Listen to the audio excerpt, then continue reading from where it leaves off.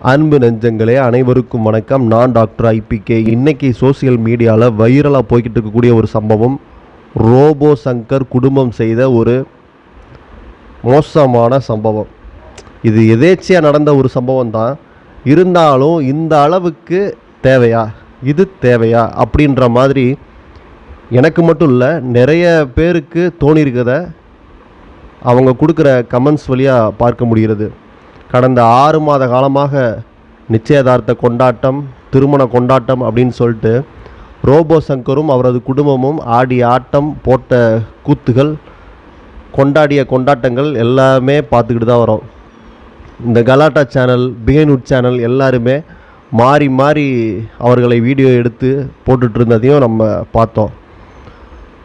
மாமியாருக்கு இப்படி ஒரு மருமகனா, ஐயோ இது போன்று யாருக்காவது அமையுமா, அப்படி இப்படின்னு உனக்கு கொடுத்த பில்டப் இருக்கே.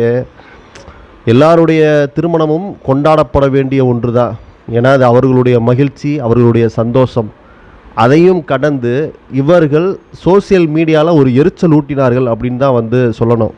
கொண்டாட்டம்ன்ற பேரில் ஆட்டம் ஆடி, பாட்டு பாடி, மாமியார் மருமகனுக்கு ஊட்டுறது, இதை சாப்பிடு கண்ணு அப்படின்னு சொல்கிறது, இதெல்லாம் பார்க்கும் பொழுது உங்களுக்கு அவர் இதுக்கு முன்பு தெரிந்தவராக கூட இருக்கலாம், நன்கு பழகியவராக கூட இருக்கலாம், உங்கள் சொந்த தம்பி மகனாக கூட இருக்கலாம்.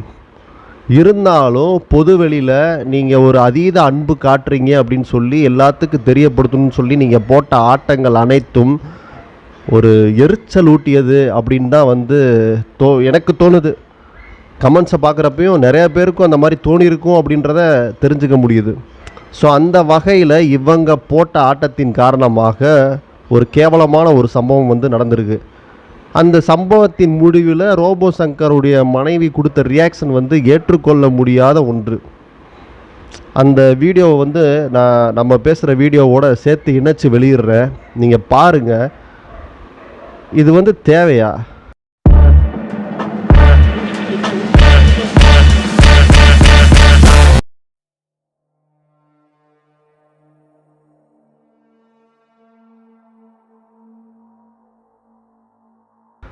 கல்யாண கொண்டாட்டங்கள் இருக்கத்தான் வேணும், அதில் நம்ம எந்த ஒரு கருத்து சொல்லலைங்க. 6 மாத காலமாக கொண்டாடி விட்டு கடைசியில் இந்த ஃபுல் பிரியாணி போட்டு பக்கத்தில் கொஞ்சம் மலத்தை வச்சா எப்படி இருக்கும், அந்த மாதிரி இவர்கள் கொண்டாடிட்டு இவர்கள் மருமகனை பற்றி ஆஹா ஓஹோன்னு பேசி அவங்களுக்கு இடையில் அன்பு பரிமாற்றங்கள்லாம் நடந்து, அப்படி இப்படின்னு ஒரு கொண்டாட்டங்கள்லாம் நடந்து அதெல்லாம் முடித்து கடைசியில் ஒரு சம்பவம் மொத்த கல்யாணத்தையும் கேலி கூத்தாக மாற்றிவிட்டது.